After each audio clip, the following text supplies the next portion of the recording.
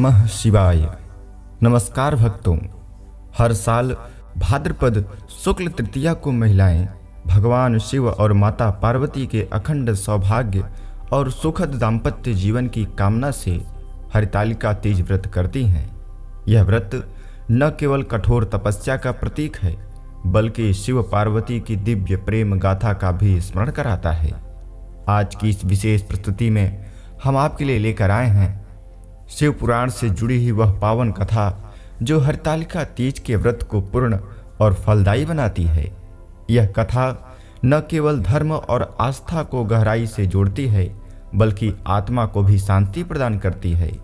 हरितालिका तीज व्रत के दिन शिव पुराण की यह पावन कथा सुनने से भगवान शिव और माता पार्वती की कृपा आपको तुरंत ही प्राप्त हो जाती है और आपका दाम्पत्य जीवन सुखमय तथा घर में सुख और शांति बरकरार रहती है। तो चलिए आज हम श्रद्धा और भक्ति भाव से सुनते हैं हरितालिका तीज व्रत की पुण्यदायिनी शिव पुराण की यह कथा। तो बोलिए ओम नमः शिवाय। नारद जी ने पूछा, हे पितामह, अपने पिता दक्ष के यज्ञ में अपने शरीर का त्याग करने के बाद जगदम्बा सती देवी कैसे हिमालय की पुत्री के रूप में जन्मी? उन्होंने किस प्रकार महादेव जी को पुनः पति के रूप में प्राप्त किया? हे प्रभु, मुझ पर कृपा कर मेरे इन प्रश्नों के उत्तर देकर मेरी जिज्ञासा शांत कीजिए। ब्रह्मा जी उत्तर देते हुए बोले, हे मुनिश्रेष्ठ नारद, उत्तर दिशा की ओर हिमवान नामक विशाल पर्वत है। यह पर्वत तेजस्वी और समृद्ध है तथा दो रूपों में प्रसिद्ध है, पहला स्थावर और दूसरा जंगम। उस पर्वत पर रत्नों की खान है। इस पर्वत के पूर्वी और पश्चिमी भाग समुद्र से लगे हुए हैं। हिमवान पर्वत पर अनेक प्रकार के जीव जंतु निर्भय होकर निवास करते हैं। हिम के विशाल भंडार पर्वत की शोभा बढ़ाते हैं। अनेक देवता, ऋषि, मुनि और सिद्ध पुरुष उस पर्वत पर निवास करते हैं। हिमवान पर्वत पवित्र और पावन है। अनेक ज्ञानियों और साधु संतों की तपस्या इस स्थान पर सफल हुई है। भगवान शिव को यह पर्वत अत्यंत प्रिय है क्योंकि इस पर प्रकृति का हर रंग देखने को मिलता है। एक बार की बात है, गिरिवर हिमवान ने अपने कुल की परंपरा को आगे बढ़ाने तथा धर्म की वृद्धि कर अपने पितरों को संतुष्ट करने के लिए विवाह करने के विषय में सोचा। जब हिमवान ने विवाह करने का पूरा मन बना लिया तब वे देवताओं के पास गए और उन देवताओं से बड़े संकोच के साथ अपने विवाह करने की इच्छा बताई। तब देवता प्रसन्न होकर अपने पितरों के पास गए और प्रणाम कर एक ओर खड़े हो गए। तब पितरों ने देवताओं के आने का कारण पूछा।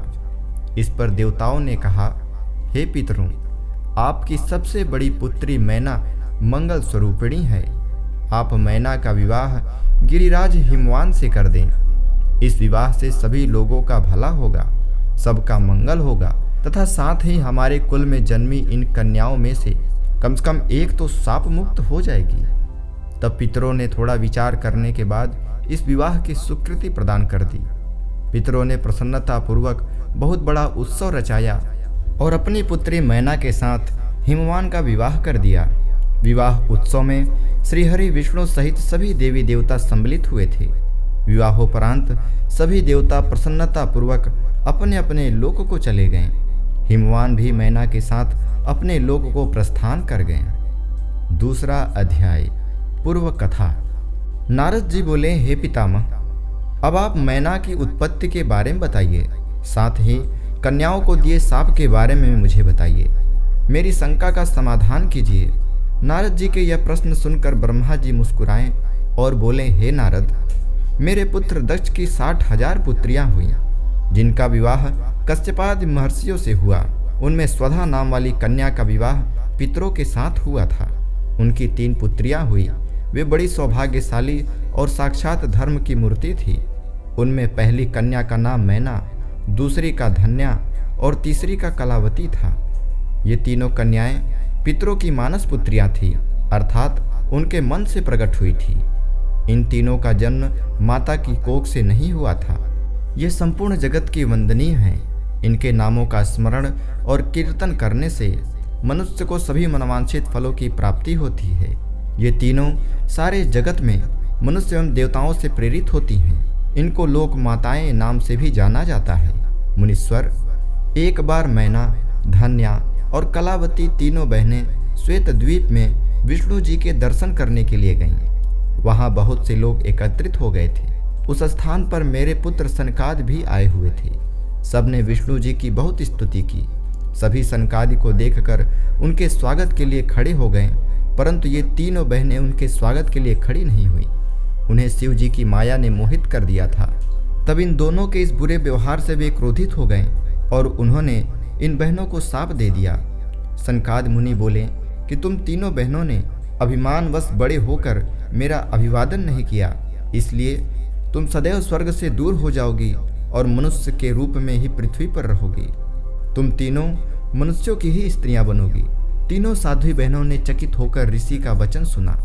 तब अपनी भूल स्वीकार करके वे तीनों सिर झुकाकर सनकादि मुनि के चरणों में गिर पड़ी और उनकी अनेक प्रकार से स्तुति करने लगी। उन्होंने अनेकों बार से क्षमा याचना की। तीनों कन्याएं मुनिवर को प्रसन्न करने हेतु उनकी प्रार्थना करने लगी। वे बोली कि हम मूर्ख हैं जो हमने आपको प्रणाम नहीं किया। अब हम पर कृपा कर हमें स्वर्ग को पुनः प्राप्त करने का कोई उपाय बताइए। तब सनकादि मुनि बोले, हे पितरों की कन्याओं, हिमालय पर्वत हिम का आधार है। तुम में सबसे बड़ी मैना हिमालय की पत्नी होगी और उसकी कन्या का नाम पार्वती होगा। दूसरी कन्या धन्या राजा जनक की पत्नी होगी और उसके गर्भ से महालक्ष्मी के साक्षात स्वरूप देवी सीता का जन्म होगा। इसी प्रकार तीसरी पुत्री कलावती राजा वृषभानु को पति के रूप में प्राप्त करेगी और राधा की माता होने का गौरव प्राप्त करेगी। तत्पश्चात मैना व हिमालय अपनी पुत्री पार्वती के वरदान से कैलाश पद को प्राप्त करेंगे। धन्या और उनके पति राजा शिरध्वज जनक देवी सीता के पुण्य स्वरूप के कारण बैकुंठ धाम को प्राप्त करेंगे। वृषभानु और कलावती अपनी पुत्री राधा के साथ गोलोक में जाएंगे। पुण्य कर्म करने वालों को निश्चय ही सुख की प्राप्ति होती है, इसलिए सदैव सत्य मार्ग पर आगे बढ़ना चाहिए। तुम पितरों की कन्या होने के कारण स्वर्ग भोगने के योग्य हो, परंतु मेरा शाप भी अवश्य फलीभूत होगा। परंतु जब तुमने मुझसे क्षमा मांगी है तो मैं तुम्हारे शाप के असर को कुछ कम अवश्य कर दूंगा। धरती पर अवतीर्ण होने के पश्चात तुम साधारण मनुष्यों की भांति ही रहोगी, परंतु विवाह के पश्चात जब तुम्हें संतान की प्राप्ति हो जाएगी और तुम्हारी कन्याओं को यथा योग्य वर मिल जाएंगे और उनका विवाह हो जाएगा, अर्थात तुम अपनी सभी जिम्मेदारियों को पूर्ण कर लोगी, तब भगवान श्री हरि विष्णु के दर्शनों से तुम्हारा कल्याण हो जाएगा। मैना की पुत्री पार्वती कठिन तप के द्वारा शिव की प्राण वल्लभा बनेगी। धन्या की पुत्री सीता दशरथ नंदन श्री रामचंद्र जी को पति के रूप में प्राप्त करेंगी। कलावती की पुत्री राधा श्री कृष्ण के स्नेह में बंधकर उनकी प्रिया बनेंगी। यह कहकर मुनि सनकादि वहां से अंतर्ध्यान हो गए। तत्पश्चात पितरों की तीनों कन्याएं शाप से मुक्त होकर अपने धाम को चली गईं। तीसरा अध्याय, देवताओं का हिमालय के पास जाना। नारद जी बोले, हे ब्रह्मा जी, हे महामते, आपने अपने श्रीमुख से मैना के पूर्व जन्म की कथा कही जो कि अद्भुत व अलौकिक थी। भगवान, अब आप मुझे यह बताइए कि पार्वती जी मैना से कैसे उत्पन्न हुई और उन्होंने त्रिलोकीनाथ भगवान शिव को किस प्रकार पति के रूप में प्राप्त किया। तब ब्रह्मा जी बोले, हे नारद, मैना और हिमवान के विवाह पर बहुत उत्सव मनाया गया। विवाह के पश्चात वे दोनों अपने घर पहुँचे। तब हिमालय और मैना सुखपूर्वक अपने घर में निवास करने लगे। तब श्रीहरि अन्य देवताओं को अपने साथ लेकर हिमालय के पास गए। सब देवताओं को अपने दरबार में आया देखकर हिमालय बहुत प्रसन्न हुए। उन्होंने सभी देवताओं को प्रणाम कर उनकी स्तुति की। वे भक्ति भाव से उनका आदर सत्कार करने लगे। वे देवताओं की सेवा करके अपने को धन्य मान रहे थे। मुने हिमालय दोनों हाथ जोड़कर उनके सामने खड़े हो गए और बोले, भगवान, आप सबको एक साथ अपने घर में आया देखकर मैं प्रसन्न हूँ। सच कहूँ तो आज मेरा जीवन सफल हो गया है। आज मैं धन्य हो गया हूँ। मेरा राज्य और मेरा पूरा कुल आपके दर्शन मात्र से ही धन्य हो गया है। आज मेरा तप, ज्ञान और सभी कार्य सफल हो गए हैं। भगवान, आप मुझे अपना सेवक समझें और मुझे आज्ञा दें कि मैं आपकी क्या सेवा करूं। मुझे बताइए कि मेरे योग्य क्या सेवा है। गिरिराज हिमालय के ये वचन सुनकर देवतागण प्रसन्नता पूर्वक बोले, हे हिमालय, हे गिरिराज, देवी जगदम्बा उमा ही प्रजापति दक्ष के यहाँ उनकी कन्या सती के रूप में प्रकट हुई। घोर तपस्या करने के बाद उन्होंने शिव जी को पति के रूप में प्राप्त किया, परंतु अपने पिता दक्ष के यज्ञ में वे अपने पति का अपमान सह न सकीं और उन्होंने योगाग्नि में अपना शरीर भस्म कर दिया। यह सारी कथा तो आप भी जानते ही हैं। अब देवी जगदम्बा पुनः धरती पर अवतरित होकर शिव जी की अर्धांगिनी बनना चाहती हैं। हे हिमालय, हम सभी यह चाहते हैं कि देवी सती पुनः आपके घर में अवतरित हों। श्री विष्णु जी की यह बात सुनकर हिमालय बहुत प्रसन्न हुए और आदरपूर्वक बोले, भगवान, यह मेरे लिए बड़े सौभाग्य की बात है कि देवी मेरे घर आंगन को पवित्र करने के लिए मेरी पुत्री के रूप में प्रकट होंगी। तब हिमालय अपनी पत्नी के साथ और देवताओं को लेकर देवी जगदम्बा की शरण में गए। उन्होंने देवी का स्मरण किया और श्रद्धापूर्वक उनकी स्तुति करने लगे। देवता बोले, हे जगदम्बे, हे उमे, हे शिवलोक में निवास करने वाली देवी, हे दुर्गे, हे महेश्वरी, हम सब आपको भक्ति पूर्वक नमस्कार करते हैं। आप परम कल्याणकारी हैं। आप पावन और शांति स्वरूप आदि शक्ति हैं। आप ही परम ज्ञानमय शिवप्रिया जगदम्बा हैं। आप इस संसार में हर जगह व्याप्त हैं। सूर्य की तेजस्वी किरण आप ही हैं। आप ही अपने तेज से इस संसार को प्रकाशित करती हैं। आप ही जगत का पालन करती हैं। आप ही गायत्री, सावित्री और सरस्वती हैं। आप धर्म स्वरूपा और वेदों की ज्ञाता हैं। आप ही प्यास और आप ही तृप्ति हैं। आपकी पुण्य भक्ति भक्तों को निर्मल आनंद प्रदान करती है। आप ही पुण्यात्माओं के घर में लक्ष्मी के रूप में और पापियों के घर में दरिद्रता और निर्धनता बनकर निवास करती हैं। आपके दर्शनों से शांति प्राप्त होती है। आप ही प्राणियों का पोषण करती हैं तथा पंचभूतों के सार तत्व से तत्व स्वरूपा हैं। आप ही नीति हैं और सामवेद की गीत हैं। आप ही ऋग्वेद और अथर्ववेद की गति हैं। आप ही मनुष्यों के नाक, कान, आँख, मुंह और हृदय में विराजमान होकर उनके घर में सुखों का विस्तार करती हैं। हे देवी जगदम्बा, इस संपूर्ण जगत के कल्याण एवं पालन के लिए हमारी पूजा स्वीकार करके आप हम पर प्रसन्न हों। इस प्रकार जगत जननी सती साध्वी देवी जगदम्बा उमा की अनेकों बार स्तुति करके सभी देवता उनके साक्षात दर्शनों के लिए दोनों हाथ जोड़कर खड़े हो गए। श्री रुद्र संहिता तृतीय खंड चौथा अध्याय। देवी जगदम्बा के दिव्य स्वरूप का दर्शन। ब्रह्मा जी बोले, हे नारद, देवताओं के द्वारा की गई स्तुति से प्रसन्न होकर दुखों का नाश करने वाली जगदम्बा देवी दुर्गा उनके सामने प्रकट हो गईं। वे अपने दिव्य रत्न जड़ित रथ पर बैठी हुई थी। उनका मुख करोड़ों सूर्य के तेज के समान चमक रहा था। उनका गौर वर्ण दूध के समान उज्ज्वल था। उनका रूप अतुल्य था। रूप में उनकी तुलना किसी से नहीं की जा सकती थी। वे सभी गुणों से युक्त थी। दुष्टों का संहार करने के कारण वे ही चंडी कहलाती हैं। वे अपने भक्तों के सभी दुखों और पीड़ाओं का निवारण करती हैं।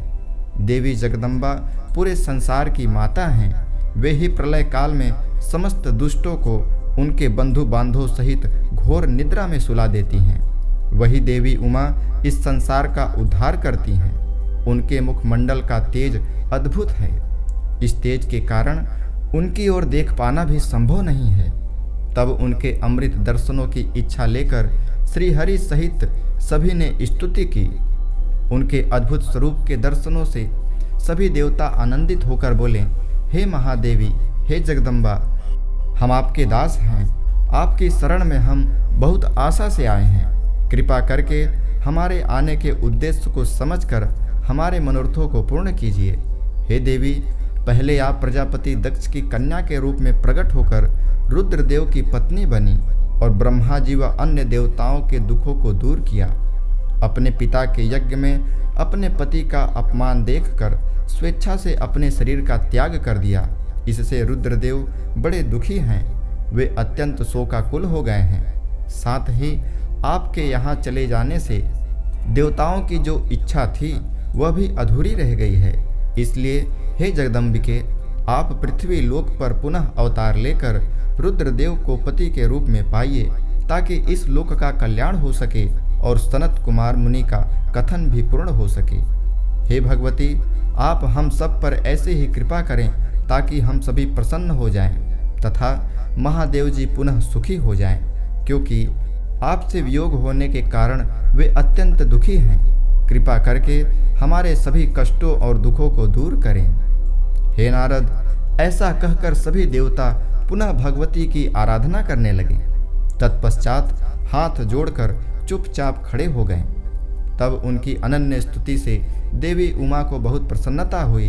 तब देवी शिव जी का स्मरण करते हुए बोली, हे हरे, हे ब्रह्मा जी तथा समस्त देवताओं और ऋषि मुनियों, मैं तुम्हारी आराधना से बहुत प्रसन्न हूँ। अब तुम सभी अपने अपने निवास स्थानों पर जाओ और सुखपूर्वक वहाँ पर निवास करो। मैं निश्चय ही अवतार लेकर हिमालय मैना की पुत्री के रूप में प्रकट होंगी, क्योंकि मैं अच्छे से जानती हूँ कि जब से मैंने दक्ष के यज्ञ की अग्नि में अपना शरीर त्यागा है, तब से मेरे पति त्रिलोकीनाथ महादेव जी भी निरंतर कालाग्नि में जल रहे हैं। उन्हें हर समय मेरी ही चिंता रहती है। वे हर समय यह सोचते हैं कि उनके क्रोध के कारण ही मैं उनका अपमान देखकर वापस नहीं आई और मैंने वहीं अपना शरीर त्याग दिया। यही कारण है कि उन्होंने अलौकिक वेश धारण कर लिया है और सदैव योग में ही लीन रहते हैं। अपनी प्राण प्रिया का वियोग वे सहन नहीं कर सके हैं, इसलिए उनकी भी यही इच्छा है कि मैं पुनः पृथ्वी पर अवतीर्ण हो जाऊं, ताकि हमारा मिलन पुनः संभव हो सके। महादेव जी की इच्छा मेरे लिए सदैव सर्वोपरि है, अतः मैं अवश्य ही हिमालय मैना की पुत्री के रूप में अवतार लूंगी। इस प्रकार देवताओं को बहुत आश्वासन देकर देवी जगदम्बा वहां से अंतर्धान हो गईं। तत्पश्चात श्री हरि व अन्य देवताओं का मन प्रसन्नता और हर्ष से खिल उठा। वे उस स्थान को जहां देवी ने दर्शन दिए थे अनेकों बार नमस्कार कर अपने अपने धाम को चले गए। 5वां अध्याय, मैना हिमालय का तप व वरदान प्राप्ति। नारद जी ने पूछा, हे विधाता, देवी के अंतर्धान होने के बाद जब सभी देवता अपने अपने धाम को चले गए, तब आगे क्या हुआ? हे भगवान, कृपा करके मुझे आगे की कथा भी सुनाइए। तब ब्रह्मा जी बोले, हे मुनिश्रेष्ठ नारद, जब देवी जगदम्बा वहां सभी देवताओं और हिमालय को आश्वासन देकर अपने लोक चली गईं, तब श्री हरि विष्णु ने मैना और हिमालय को देवी जगदम्बा को प्रसन्न करने के लिए उनकी स्तुति करने के लिए कहा। साथ ही देवी का भक्ति पूर्वक चिंतन करने और उनकी भक्ति भावना से तपस्या करने का उपदेश देकर सभी देवताओं सहित विष्णु जी भी अपने बैकुंठ लोक को चले गए। तत्पश्चात मैना और हिमालय दोनों सदैव देवी जगदम्बा के अमृतमय और कल्याणमय स्वरूप का चिंतन करते और उनकी आराधना में ही मग्न रहते थे। मैना देवी की कृपा दृष्टि पाने के लिए शिव जी सहित उनकी आराधना करती थी। वे ब्राह्मणों को दान देती और उन्हें भोजन कराती थी। मन में देवी दुर्गा को पुत्री रूप में पाने की इच्छा लिए हिमालय और मैना ने चैत्र मास से आरंभ कर 27 वर्षों तक देवी की पूजा अर्चना नियमित रूप से की। मैना अष्टमी तिथि व्रत रखकर नवमी को लड्डू, खीर, पीठी, श्रृंगार और विभिन्न प्रकार के पुष्पों से उन्हें प्रसन्न करने का प्रयास करती। उन्होंने गंगा के किनारे दुर्गा देवी की मूर्ति बना रखी थी। वे सदैव उसकी नियम से पूजा करती थी। मैना देवी की निराहार रहकर पूजा करती, कभी जल पीकर कभी हवा से ही व्रत को पूरा करती। 27 वर्षों तक नियम पूर्वक भक्ति भाव से जगदम्बा दुर्गा की आराधना करने के पश्चात वे प्रसन्न हो गईं। तब देवी जगदम्बा ने मैना और हिमालय को अपने साक्षात दर्शन दिए। देवी जगदम्बा बोली, हे गिरिराज हिमालय और महारानी मैना, मैं तुम दोनों की तपस्या से बहुत प्रसन्न हूँ, इसलिए जो तुम्हारी इच्छा हो वह वरदान मांग सकते हो। हे हिमालय प्रिया मैना, तुम्हारी तपस्या और व्रत से मुझे बड़ी प्रसन्नता हुई है, इसलिए मैं तुम्हें मनोवांछित फल प्रदान करूंगी। सो जो इच्छा हो कहो। तब मैना देवी दुर्गा को भक्ति भाव से प्रणाम करके बोली, देवी जगदम्बिके, आपके प्रत्यक्ष दर्शन करके मैं धन्य हो गई। हे देवी, मैं आपके स्वरूप को प्रणाम करती हूँ। हे माते, हम पर प्रसन्न होइए। मैना के वचनों को सुनकर देवी दुर्गा को बहुत संतोष हुआ और उन्होंने मैना को गले लगा लिया। देवी के गले लगते ही मैना को ज्ञान की प्राप्ति हो गई। तब वे देवी जगदम्बा से कहने लगी, इस जगत को धारण करने वाली, लोगों का पालन करने वाली तथा मनोवांछित फलों को देने वाले देवी, मैं आपको प्रणाम करती हूँ। आप ही इस जगत में आनंद का संचार करती हैं। आप ही माया है, आप ही योग निद्रा है। आप अपने भक्तों के शोक और दुख को दूर कर सकती हैं। आप आकार रहित तथा अदृश्य हैं। आप शाश्वत शक्ति हैं। आप परम योगिनी हैं और इच्छा अनुसार नारी रूप में धरती पर अवतार लेती हैं। आप ही पृथ्वी लोक पर चारों ओर फैली प्रकृति हैं। ब्रह्म के स्वरूप को अपने वश में करने वाली विद्या आप ही हैं। हे जगदम्बा माता, आप मुझ पर प्रसन्न होइए। आप ही यज्ञ में अग्नि रूप में प्रज्वलित होती हैं। माता, आप ही सूर्य की किरणों को प्रकाश प्रदान करने वाली शक्ति हैं। चंद्रमा की शीतलता भी आप ही हैं। ऐसी महान और मंगलकारी देवी जगदम्बा का मैं स्तवन करती हूँ। माते, मैं आपकी वंदना करती हूँ। संपूर्ण जगत का पालन करने वाली और जगत का कल्याण करने वाली शक्ति भी आप ही हैं। आप ही श्री हरि की माया हैं। हे दुर्गा माँ, आप ही इच्छानुसार रूप धारण करके इस संसार की रचना, पालन और संहार करती हैं। हे देवी, मैं आपको नमस्कार करती हूँ। कृपा करके हम पर प्रसन्न होइए। ब्रह्मा जी बोले, हे नारद, मैना द्वारा भक्ति भाव से की गई स्तुति को सुनकर देवी बोली कि मैना, तुम अपना मनोवांछित वर मांगो। तुम्हारे द्वारा मांगी गई वस्तु मैं अवश्य प्रदान करूंगी। मेरे लिए कोई भी वस्तु अदेय नहीं है। देवी जगदम्बा के इन वचनों को सुनकर मैना बहुत खुश हुई और बोली, हे शिवे, आपकी जय हो। हे जगदम्बिके, आप ही ज्ञान प्रदान करती हैं। आप ही सबको मनोवांछित वस्तु प्रदान करती हैं।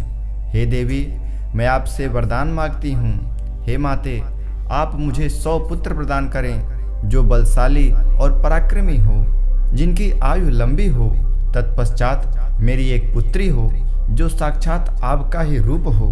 हे देवी, आप सारे संसार में पूजित हैं तथा सभी गुणों से संपन्न और आनंद देने वाली हैं। हे माता, आप ही सभी कार्यों की सिद्धि करने वाली हैं। हे भगवती, देवताओं के कार्यों को पूरा करने के लिए आप रुद्रदेव की पत्नी होइए और इस संसार को अपनी कृपा से कृतार्थ करने के लिए मेरी पुत्री बनकर जन्म लीजिए। मैना के कहे वचनों को सुनकर देवी भगवती मुस्कुराने लगी।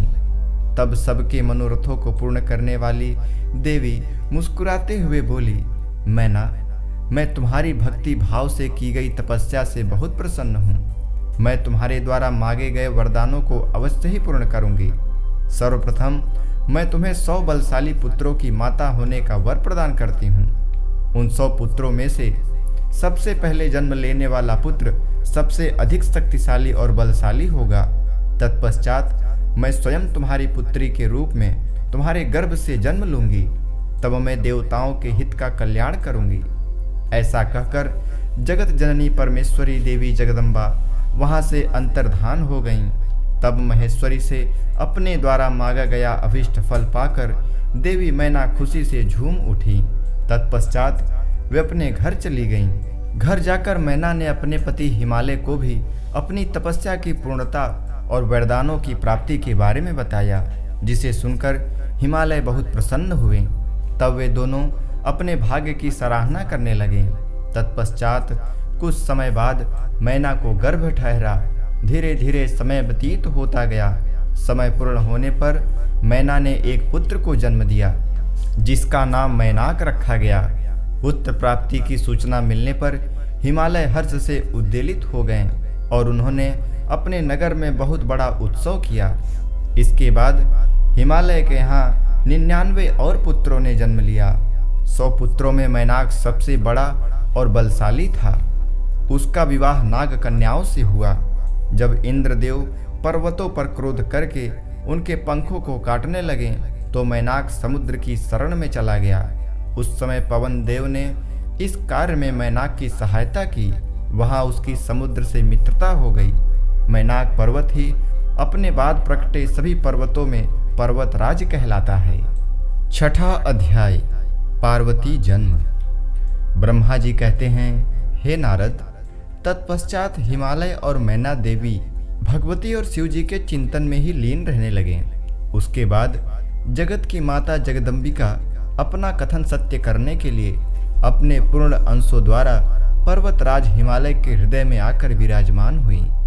उस समय उनके शरीर में अद्भुत एवं सुंदर प्रभा उतर आई। वे तेज से प्रकाशित हो गए और आनंद हो देवी का ध्यान करने लगे। तब उत्तम समय में गिरिराज हिमालय ने अपनी प्रिया मैना के गर्भ में उस अंश को स्थापित कर दिया। मैना ने हिमालय के हृदय में विराजमान देवी के अंश से गर्भ धारण किया। देवी जगदम्बा के गर्भ में आने से मैना की शोभा व कांति निखर आई और वे तेज से संपन्न हो गईं। तब उन्हें देखकर हिमालय बहुत प्रसन्न रहने लगे। जब देवताओं सहित श्री हरि और मुझे इस बात का ज्ञान हुआ तो हमने देवी जगदम्बिका की बहुत स्तुति की और सभी अपने अपने धाम को चले गए। धीरे धीरे समय बीतता गया। 10 माह पूरे हो जाने के पश्चात देवी शिवा ने मैना के गर्भ से जन्म लिया। जन्म लेने के पश्चात देवी शिवा ने मैना को अपने साक्षात रूप के दर्शन कराए। देवी के जन्म दिवस वाले दिन बसंत ऋतु के चैत्र मास की 9वीं तिथि थी। उस समय आधी रात को मृगशिरा नक्षत्र था।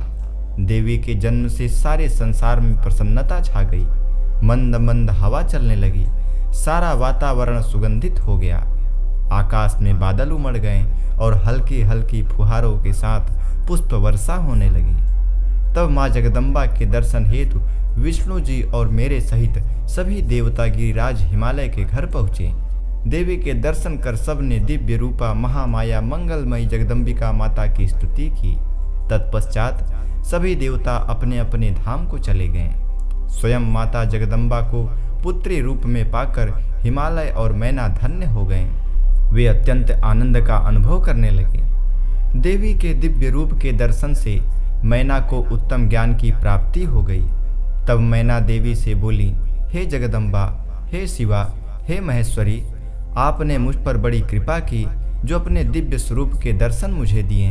हे माता, आप तो परम शक्ति हैं। आप तीनों लोकों की जननी हैं और देवताओं द्वारा आराध्य हैं। हे देवी, आप मेरी पुत्री रूप में आकर शिशु रूप धारण कर लीजिए। मैना की बात सुनकर देवी मुस्कुराते हुए बोली, मैना, तुमने मेरी बड़ी सेवा की है। तुम्हारी भक्ति भाव से प्रसन्न होकर ही मैंने तुम्हें वर मांगने के लिए कहा था और तुमने मुझे अपनी पुत्री बनाने का वर मांग लिया था। तब मैंने तथास्तु कहकर तुम्हें अभिष्ट फल प्रदान किया था। तत्पश्चात मैं अपने धाम चली गई थी। उस समय वरदान के अनुसार आज मैंने तुम्हारे गर्भ से जन्म लिया है। तुम्हारी इच्छा का सम्मान करते हुए मैंने तुम्हें अपने दिव्य रूप के दर्शन दिए। अब आप दोनों दंपति मुझे अपनी पुत्री मानकर मेरा लालन पालन करो और मुझसे स्नेह रखो। मैं पृथ्वी पर अद्भुत लीलाएं करूंगी तथा देवताओं के कार्यों को पूरा करूंगी। बड़ी होकर मैं भगवान शिव को पति रूप में प्राप्त कर उनकी पत्नी बनकर इस जगत का उद्धार करूंगी। ऐसा कहकर जगमाता देवी जगदम्बा चुप हो गईं। तब देखते ही देखते देवी भगवती नन्हे शिशु के रूप में परिवर्तित हो गईं। 7वां अध्याय, पार्वती का नामकरण। ब्रह्मा जी बोले, हे मुनिश्रेष्ठ नारद, मैना के सामने जब देवी जगदम्बिका ने शिशु रूप धारण किया तो वे सामान्य बच्चे की भांति रोने लगी। उनका रोना सुनकर सभी स्त्रियां और पुरुष जो उस समय वहां उपस्थित थे प्रसन्न हो गए। उस श्याम कांति वाली नीलकमल के समान शोभित उस परम तेजस्वी सुंदर कन्या को देखकर गिरिराज हिमालय बहुत प्रसन्न हुए। तब शुभ मुहूर्त में हिमालय ने अपनी पुत्री का नाम रखने के बारे में सोचा। उस समय मैना और हिमालय बहुत प्रसन्न। तब देवी के गुणों और सुशीलता को देखकर उनका नाम पार्वती रखा गया। चंद्रमा की कला की तरह हिमालय पुत्री धीरे धीरे बड़ी होने लगी। उनके अंग प्रत्यंग चंद्रमा की कला एवं बिंब के समान अत्यंत शोभायमान होने लगे। गिरिराज अपनी सहेलियों के साथ खेलती थी। पार्वती अपनी सहेलियों के साथ कभी गंगा की रेत से घर बनाती तो कभी कंदूक क्रीड़ा करती। खेलती खेलती वे बड़ी होने लगी। जब वे शिक्षा के योग्य हुई तो आचार्य ने उन्हें विभिन्न धर्म शास्त्रों का उपदेश देना प्रारंभ किया। उससे उन्हें अपने पूर्व जन्म की सारी बातें स्मरण हो आईं। मुने, इस प्रकार मैंने शिवा की लीला का वर्णन तुमसे किया है। एक समय की बात है, तुम शिव लीला से प्रेरित होकर हिमालय के घर गए। हे नारद, तुम शिव तत्व के ज्ञाता हो और उनकी विभिन्न लीलाओं को समझते हो। तुम्हें आया हुआ देखकर हिमालय मैना ने तुम्हें प्रसन्नता पूर्वक नमस्कार किया तथा खूब आदर सत्कार किया। तत्पश्चात हिमालय ने अपनी पुत्री पार्वती को बुलाया और उससे तुम्हारे चरणों में प्रणाम कराया। फिर स्वयं भी बार बार नमस्कार करने लगे और बोले, हे मुनियों में श्रेष्ठ नारद, हे ब्रह्मा पुत्र नारद, आप परम ज्ञानी हैं। आप सदैव सबका उपकार करते हैं। आप भूत, भविष्य और वर्तमान जानते हैं। आप परोपकारी और दयालु हैं।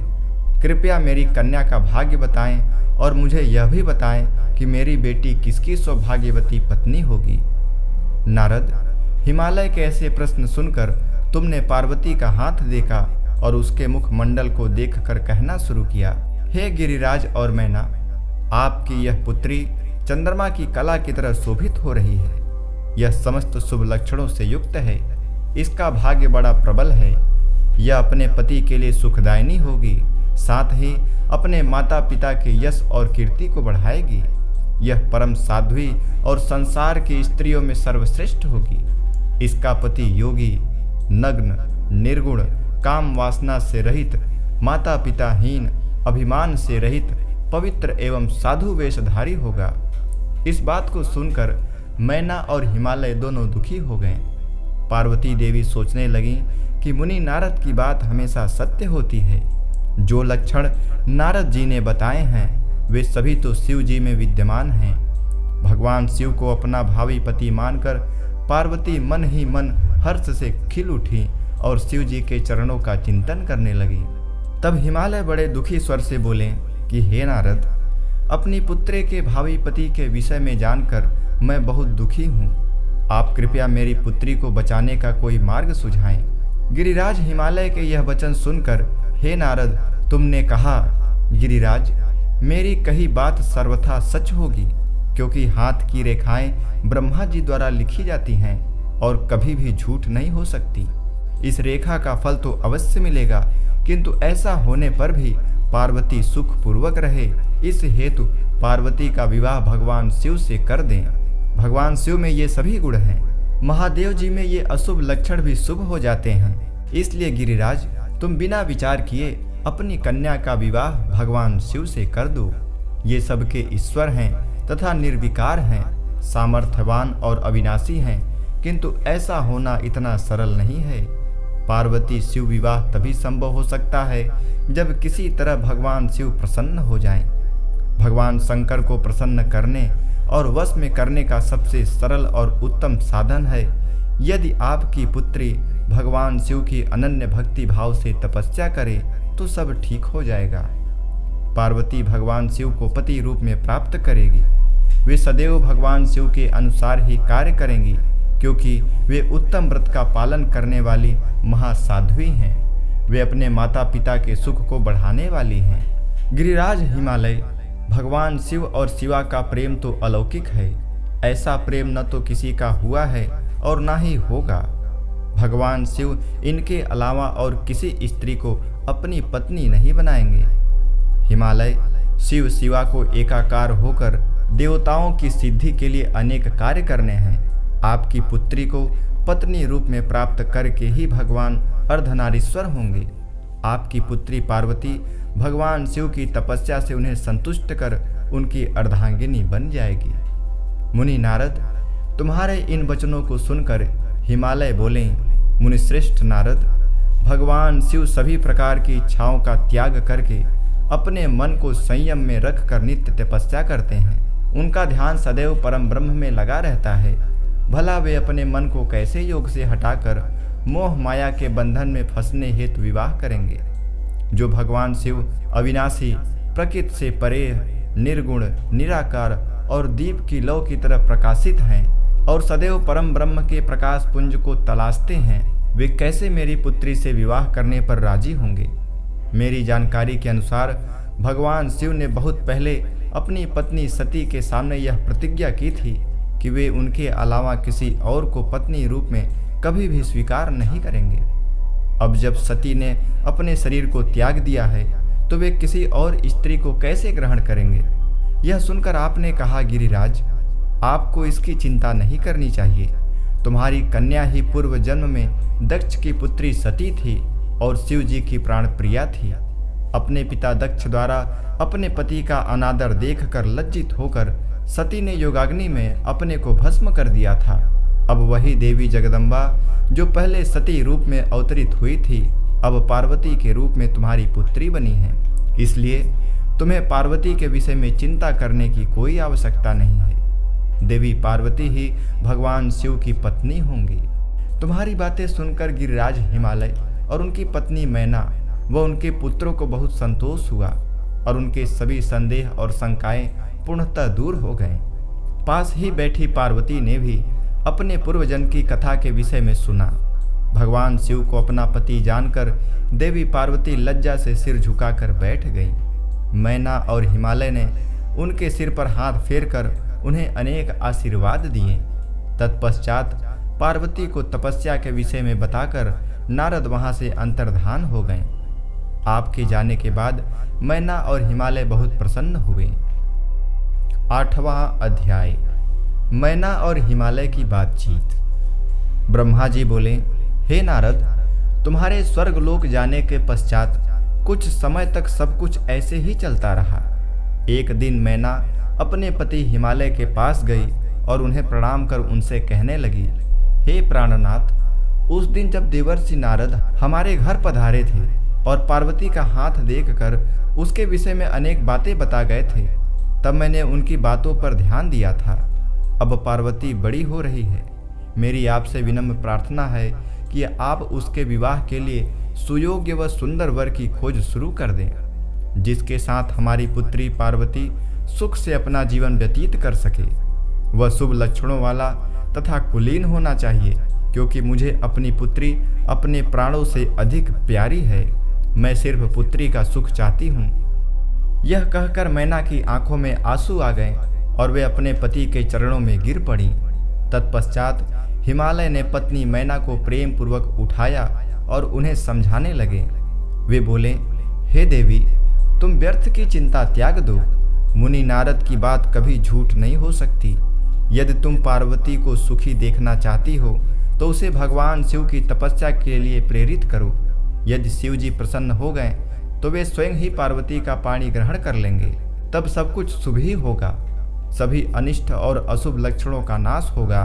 भगवान शंकर सदा मंगलकारी हैं। इसलिए तुम पार्वती को शिव जी की कृपा दृष्टि प्राप्त करने के लिए तपस्या करने की शिक्षा दो।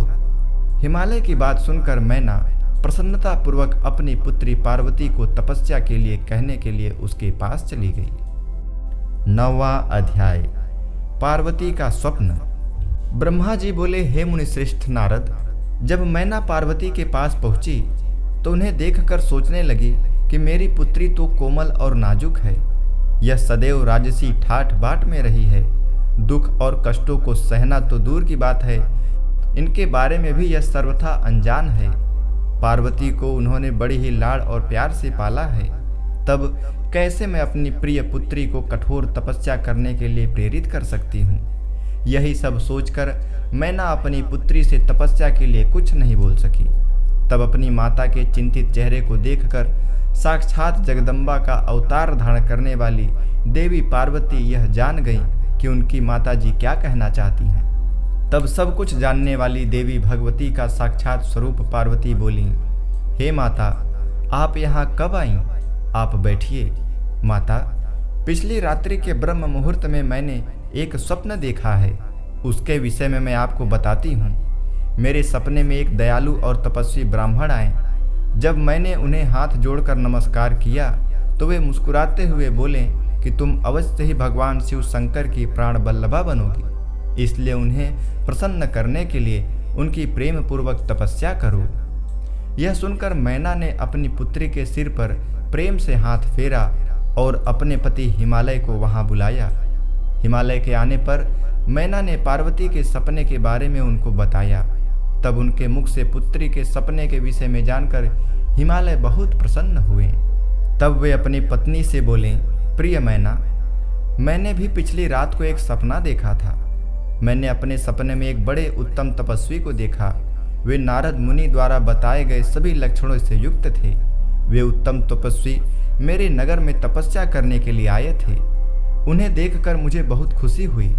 मैं अपनी पुत्री पार्वती को साथ लेकर उनके दर्शन के लिए उनके पास पहुंचा।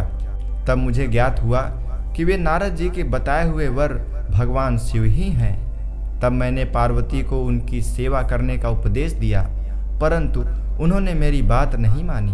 तभी वहां सांख्य और वेदांत पर विवाद छिड़ गया। तत्पश्चात उनकी आज्ञा पाकर पार्वती वहीं रहकर भक्ति पूर्वक उनकी सेवा करने लगी। हे प्रिय, यही मेरा सपना था जिसे देखकर मुझे अत्यंत प्रसन्नता हुई। मैं सोचता हूँ कि हमें कुछ समय तक इस सपने के सच होने की प्रतीक्षा करनी चाहिए। ऐसा कहकर हिमालय और मैना उस उत्तम सपने के सच होने की प्रतीक्षा करने लगे। 10वां अध्याय, भौम जन्म। ब्रह्मा जी बोले, नारद, भगवान शिव का यश परम पावन, मंगलकारी, भक्तिवर्धक और उत्तम है। दक्ष यज्ञ से वे अपने निवास कैलाश पर्वत पर वापस आ गए थे। वहां आकर भगवान शिव अपनी पत्नी सती के वियोग में बहुत दुखी थे। उनका मन देवी सती का स्मरण कर रहा था और वे उन्हें याद करके व्याकुल हो रहे थे। तब उन्होंने अपने सभी गणों को वहां पर बुलाया और उनसे देवी सती के गुणों और उनकी सुशीलता का वर्णन करने लगे। फिर गृहस्थ धर्म को त्याग कर वे कुछ समय तक सभी लोकों में सती को खोजते हुए घूमते रहे। इसके बाद वापस कैलाश पर्वत पर आ गए, क्योंकि उन्हें कहीं भी सती का दर्शन नहीं हो सका था। तब अपने मन को एकाग्र करके वे समाधि में बैठ गए। भगवान शिव इसी प्रकार बहुत लंबे समय तक समाधि लगाए बैठे रहे। असंख्य वर्ष बीत गए। समाधि के परिश्रम के कारण उनके मस्तक से पसीने की बूंद पृथ्वी पर गिरी और वह बूंद एक शिशु में परिवर्तित हो गई। उस बालक का रंग लाल था, उसकी 4 भुजाएं थी, उसका रूप मोहक था। वह बालक दिव्य तेज से संपन्न अनोखी शोभा पा रहा था। वह प्रकट होते ही रोने लगा। उसे देखकर संसारी मनुष्य की भांति शिव जी उसके पालन पोषण का विचार करके व्याकुल हो गए। उसी समय डरी हुई एक सुंदर स्त्री वहां आई। उसने उस बालक को अपनी गोद में उठा लिया और उसका मुख चूमने लगी। तब उन्होंने उसे दूध पिलाकर उस बालक के रोने को शांत किया। फिर वह उसे खिलाने लगी। वह स्त्री और कोई नहीं, स्वयं पृथ्वी माता थी। संसार की सृष्टि करने वाले, सब कुछ जानने वाले महादेव जी यह देखकर हंसने लगे। वह पृथ्वी को पहचान चुके थे। वे पृथ्वी से बोले, हे धारणी, तुम इस पुत्र का प्रेम पूर्वक पालन करो। यह शिशु मेरे पसीने की बूंद से प्रकट हुआ है। हे वसुधा, यद्यपि यह बालक मेरे पसीने से उत्पन्न हुआ है, परंतु इस जगत में यह तुम्हारे ही पुत्र के रूप में जाना जाएगा। यह परम गुणवान और भूमि देने वाला होगा। यह मुझे भी सुख देने वाला होगा। हे देवी, तुम इसका धारण करो। नारद, यह कहकर भगवान शिव चुप हो गए। उनका दुखी हृदय थोड़ा शांत हो गया था। उधर शिव जी की आज्ञा का पालन करते हुए पृथ्वी अपने पुत्र को साथ लेकर अपने निवास स्थान पर चली गई। बड़ा होकर यह बालक भौम नाम से प्रसिद्ध हुआ। युवा होने पर भौम काशी गया। वहां उसने बहुत लंबे समय तक भगवान शिव की सेवा आराधना की।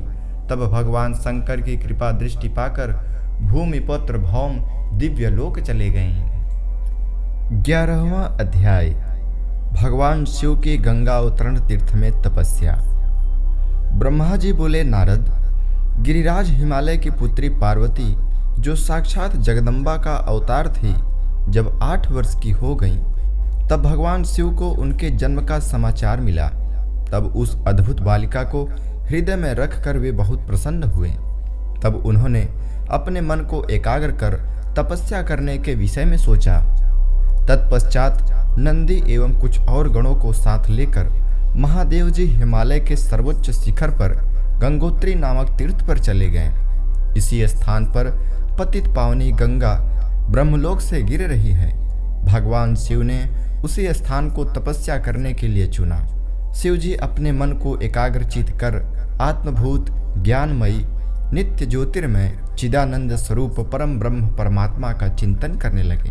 उनके स्वामी को ध्यान में मग्न पाकर नंदी एवं अन्य शिवगण भी समाधि लगाकर बैठ गए। कुछ गण शिव जी की सेवा करते तथा कुछ उस स्थान की सुरक्षा हेतु कार्य करते। जब गिरिराज हिमालय को शिव जी के आगमन का यह शुभ समाचार प्राप्त हुआ, तब वे प्रेम पूर्वक मन में आदर का भाव लिए अपने सेवकों सहित उस स्थान पर आ गए जहाँ वे तपस्या कर रहे थे। हिमालय ने दोनों हाथ जोड़कर रुद्रदेव को प्रणाम किया। तत्पश्चात उनकी भक्ति भाव से पूजा आराधना करने लगे। हाथ जोड़कर हिमालय बोले, भगवान आप यहाँ पधारें, यह मेरा सौभाग्य है। प्रभु आप भक्त वत्सल हैं।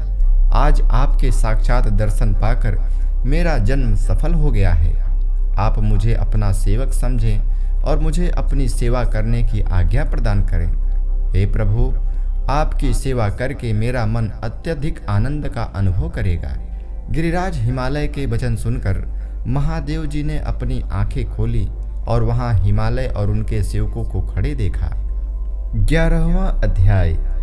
भगवान शिव के गंगा अवतरण तीर्थ में तपस्या। ब्रह्मा जी बोले, नारद, गिरिराज हिमालय की पुत्री पार्वती जो साक्षात जगदम्बा का अवतार थी, जब 8 वर्ष की हो गई तब भगवान शिव को उनके जन्म का समाचार मिला। तब उस अद्भुत बालिका को हृदय में रखकर वे बहुत प्रसन्न हुए। तब उन्होंने अपने मन को एकाग्र कर तपस्या करने के विषय में सोचा। तत्पश्चात नंदी एवं कुछ और गणों को साथ लेकर महादेव जी हिमालय के सर्वोच्च शिखर पर गंगोत्री नामक तीर्थ पर चले गए। इसी स्थान पर पतित पावनी गंगा ब्रह्मलोक से गिर रही है। भगवान शिव ने उसी स्थान को तपस्या करने के लिए चुना। शिव जी अपने मन को एकाग्रचित कर आत्मभूत ज्ञानमयी नित्य ज्योतिर्मय चिदानंद स्वरूप परम ब्रह्म परमात्मा का चिंतन करने लगे। उनके स्वामी को ध्यान में मग्न पाकर नंदी एवं अन्य शिवगण भी समाधि लगाकर बैठ गए। कुछ गण शिव जी की सेवा करते तथा कुछ उस स्थान की सुरक्षा हेतु कार्य करते। जब गिरिराज हिमालय को शिव जी के आगमन का यह शुभ समाचार प्राप्त हुआ, तब वे प्रेम पूर्वक मन में आदर का भाव लिए अपने सेवकों सहित उस स्थान पर आ गए जहाँ वे तपस्या कर रहे थे। हिमालय ने दोनों हाथ जोड़कर रुद्रदेव को प्रणाम किया। तत्पश्चात उनकी भक्ति भाव से पूजा आराधना करने लगे। हाथ जोड़कर हिमालय बोले, भगवान आप यहाँ पधारें, यह मेरा सौभाग्य है। प्रभु आप भक्त वत्सल हैं। आज आपके साक्षात दर्शन पाकर मेरा जन्म सफल हो गया है। आप मुझे अपना सेवक समझें और मुझे अपनी सेवा करने की आज्ञा प्रदान करें। हे प्रभु आपकी सेवा करके मेरा मन अत्यधिक आनंद का अनुभव करेगा। गिरिराज हिमालय के वचन सुनकर महादेव जी ने अपनी आंखें खोली और वहां हिमालय और उनके सेवकों को खड़े देखा। उन्हें देखकर महादेव जी मुस्कुराते हुए बोले, हे गिरिराज, मैं तुम्हारे शिखर पर एकांत में तपस्या करने के लिए आया हूँ। हिमालय तुम तपस्या के धाम हो। देवताओं, मुनियों और राक्षसों को भी तुम आश्रय प्रदान करते हो। गंगा जो कि सबके पापों को धो देती है, तुम्हारे ऊपर से होकर ही निकलती है, इसलिए तुम सदा के लिए पवित्र हो गए हो। मैं इस परम पावन स्थल जो कि गंगा का उद्गम स्थल है पर तपस्या करने के लिए आया हूँ। मैं यह चाहता हूँ कि मेरी तपस्या बिना किसी विघ्न बाधा के पूरी हो जाए, इसलिए तुम ऐसी व्यवस्था करो कि कोई भी मेरे निकट ना आ सके। अब तुम अपने घर जाओ और उसका उचित प्रबंध करो। ऐसा कहकर भगवान शिव चुप हो गए। तब हिमालय बोले, हे परमेश्वर, आप मेरे निवास के क्षेत्र में पधारें, यह मेरे लिए बड़े सौभाग्य की बात है। मैं आपका स्वागत करता हूँ। भगवान, अनेकों मनुष्य आपकी अनन्य भाव से तपस्या और प्रार्थना करने पर भी आपके दर्शनों के लिए तरसते हैं। ऐसे महादेव ने मुझ दीन को अपने अमृत दर्शनों से कृतार्थ किया है। भगवान, आप यहाँ पर तपस्या के लिए पधारे हैं, इससे मैं बहुत प्रसन्न हूँ। आज मैं स्वयं को देवराज इंद्र से भी अधिक भाग्यशाली मानता हूँ। आप यहाँ बिना किसी विघ्न बाधा के एकाग्रचित्त होकर तपस्या कर सकते हैं। यहाँ आपको किसी भी तरह की कोई परेशानी नहीं होगी, ऐसा मैं आपको विश्वास दिलाता हूँ। ऐसा कहकर गिरिराज हिमालय अपने घर लौट गए। घर पहुंचकर उन्होंने अपनी पत्नी मैना को शिव से हुई सारी बातों का वृत्तांत कह सुनाया। तब उन्होंने अपने सेवकों को बुलाया और समझाते हुए कहने लगे कि आज से कोई भी गंगा अवतरण अर्थात गंगोत्री नामक स्थान पर नहीं जाएगा। वहां जाने वाले को मैं दंड दूंगा। इस प्रकार हिमालय ने अपने गणों को शिव की तपस्या के स्थान पर न जाने का आदेश दे दिया। 12वां अध्याय। पार्वती को सेवा में रखने के लिए हिमालय का शिव को मनाना। ब्रह्मा जी बोले, हे मुनि नारद। तत्पश्चात हिमालय अपनी पुत्री पार्वती को साथ लेकर शिव जी के पास गए। वहां जाकर उन्होंने योग साधना में डूबे त्रिलोकीनाथ भगवान शिव को दोनों हाथ जोड़कर नमस्कार किया तथा इस प्रकार प्रार्थना करने लगे, भगवान, मेरी पुत्री पार्वती आपकी सेवा करने के लिए बहुत उत्सुक है, इसलिए आपकी आराधना करने के लिए मैं इसे अपने साथ लाया हूँ। हे प्रभु, यह अपनी 2 सखियों के साथ आपकी सेवा में रहेगी। आप मुझ पर कृपा करके इसे अपनी सेवा का अवसर प्रदान करिए। तब भगवान शिव ने उस परम सुंदरी हिमालय कन्या पार्वती को देखकर अपनी आंखें बंद कर ली और पुनः परम ब्रह्म के स्वरूप का ध्यान करने में निमग्न हो गए। उस समय सर्वेश्वर एवं सर्वव्यापी शिव जी तपस्या करने लगे। यह देखकर हिमालय इस सोच में डूब गए कि भगवान शंकर उनकी तपस्या स्वीकार करेंगे या नहीं। तब एक बार पुनः हिमालय ने दोनों हाथ जोड़कर शिव जी के चरणों में प्रणाम किया और बोले, हे देवाधिदेव महादेव, हे भोलेनाथ शिव शंकर, मैं दोनों हाथ जोड़े आपकी शरण में आया हूँ। कृपया आंख खोलकर मेरी ओर देखिए।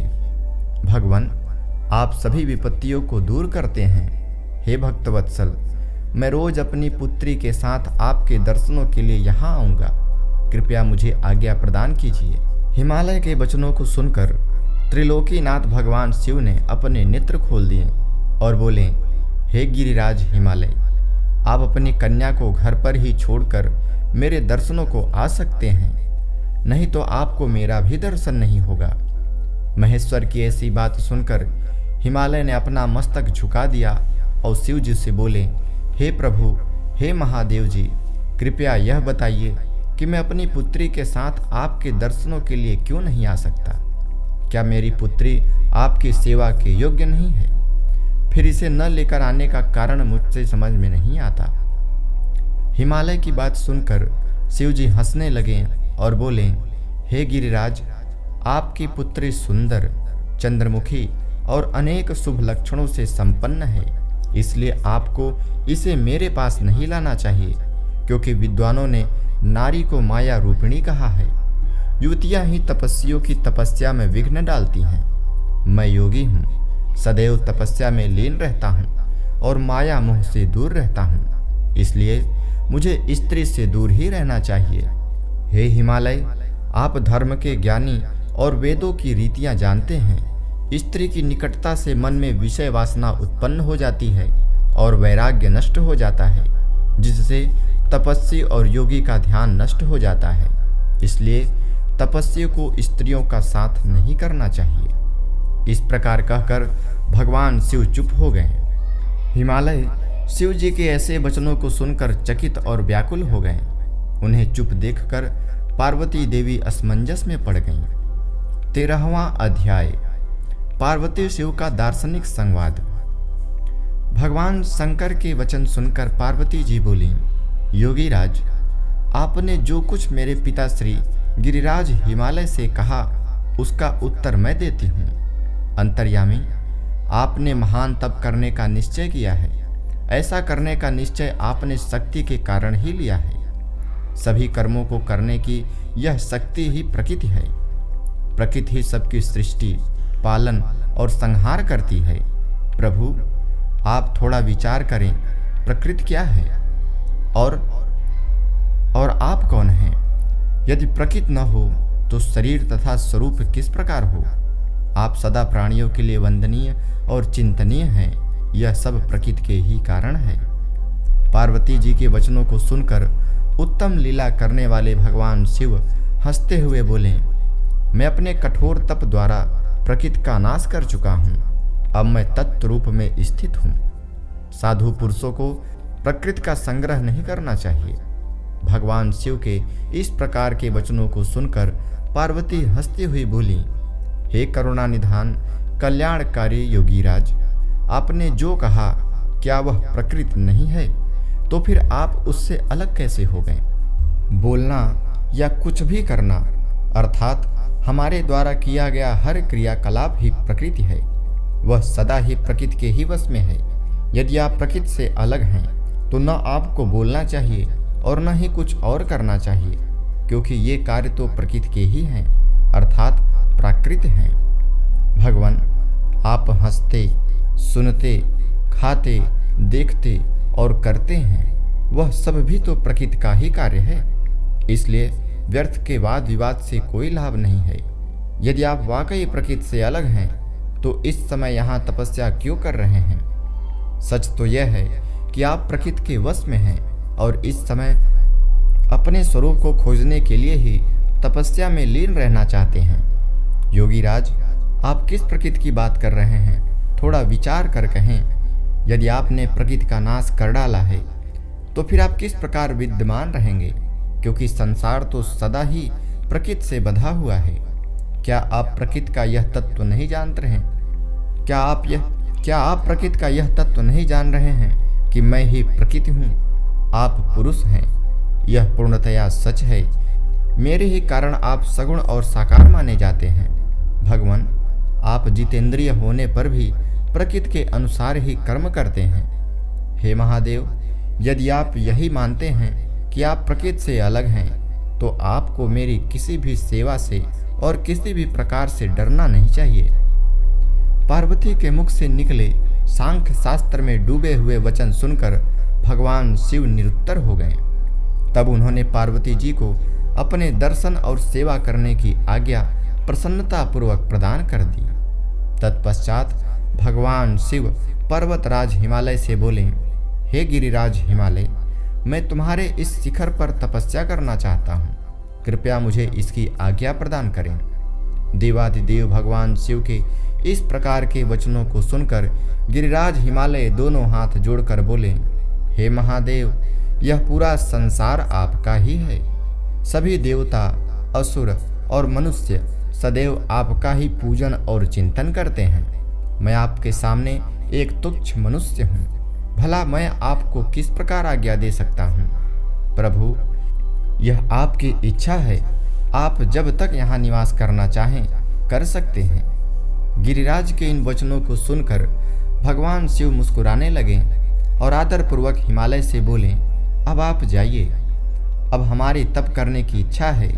तुम्हारी कन्या नित्य आकर मेरे दर्शन कर सकती है और मेरी सेवा करने की भी मैं उसे आज्ञा देता हूँ। लोक कल्याणकारी भगवान शिव के इन उत्तम वचनों को सुनकर हिमालय और पार्वती जी बहुत प्रसन्न हुए। उन्होंने त्रिलोकीनाथ भगवान शिव को नमस्कार किया और अपने घर लौट गए।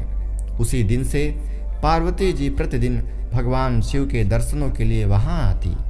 उस समय उनके साथ उनकी दो सखियां भी वहां जाती और भक्ति पूर्वक शिव जी की सेवा करती। वे महादेव जी के चरणों को धोकर उस चरणामृत को पीती थी। तत्पश्चात उनके चरणों को पोंछती, फिर उनका षोडशोपचार अर्थात 16 उपचारों से विधिवत पूजा करने के पश्चात अपने घर वापस लौट आती। इस प्रकार प्रतिदिन शिव जी का पूजन करते हुए बहुत समय व्यतीत हो गया। कभी कभी पार्वती जी अपनी सखियों के साथ वहां भक्ति पूर्वक उनके भजनों को भी गाती थी। एक दिन सदाशिव ने पार्वती जी को इस प्रकार अपनी सेवा में तत्पर देखकर विचार किया कि जब इनके हृदय में उपजे अभिमान के बीज के अंकुर का नाश हो जाएगा तभी मैं इनका पाणी ग्रहण करूंगा। ऐसा सोचकर लीलाधारी भगवान शिव पुनः ध्यान में मग्न हो गए। तब उनका मन चिंता मुक्त हो गया। तब देवी पार्वती भगवान शिव के रूप का चिंतन करती हुई भक्ति भाव से उनकी सेवा करती रहीं। भगवान शंकर भी शुद्ध भाव से पार्वती को प्रतिदिन दर्शन देते थे। इसी बीच इंद्र और अन्य देवता व मुनि ब्रह्मा जी के पास पहुँचे। ब्रह्मा जी की आज्ञा से कामदेव हिमालय पर्वत पर गए। सभी देवताओं के कार्य की सिद्धि हेतु काम की प्रेरणा से वे पार्वती शिव का संयोग कराना चाहते थे। इसका कारण यह था कि पराक्रमी तारकासुर ने ऋषि मुनियों और देवताओं की नाक में दम कर रखा था। उसका वध करने के लिए उन्हें भगवान शिव जैसे पराक्रमी और बलवान पुत्र की आवश्यकता थी। कामदेव ने हिमालय के शिखर पर पहुंचकर अनेक यत्न किए, परंतु भगवान शिव काम की माया से मोहित न हो सके। उन्होंने क्रोध से कामदेव को भस्म कर दिया। अब शक्ति में ही सामर्थ्य थी कि शिव को मोहित कर वे देवताओं की इच्छा को साकार करती। इसलिए काम के अनंग होने के बाद जन कल्याण के लिए तथा अपने व्रत को पूरा करने के लिए पार्वती ने मन ही मन शिव जी को पति रूप में पाने का दृढ़ निश्चय कर लिया। कठोर तपस्या करके देवी पार्वती ने शिव जी के हृदय को जीत लिया। तब वे दोनों अत्यंत प्रेम से प्रसन्नतापूर्वक रहने लगे और उन्होंने देवताओं के महान कार्य को सिद्ध किया।